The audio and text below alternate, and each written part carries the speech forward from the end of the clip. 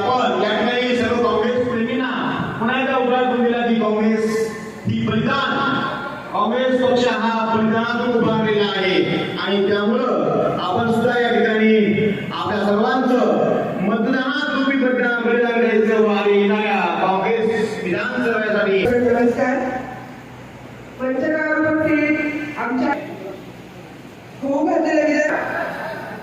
आणि हिंगोलीमधील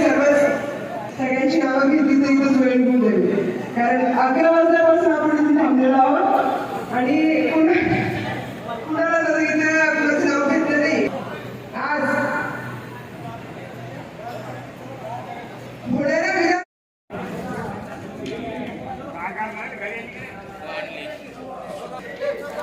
देखो ना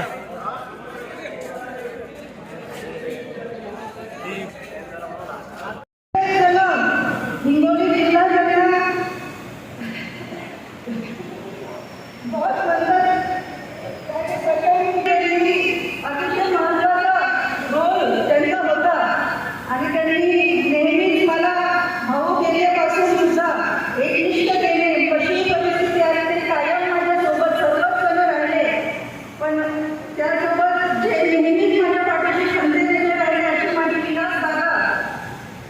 इथे उपस्थित सर्व विलीन झाले, ज्यांच्या सोबत आपण सर्वांनीच काम केलेलं आहे, सर्वांनीच त्यांच्या आठवणींना उजाळा आजही दिला आहे आणि नेहमीच देतात. मला सुद्धा सौभाग्य मिळाले त्यांच्यासोबत 22 वर्ष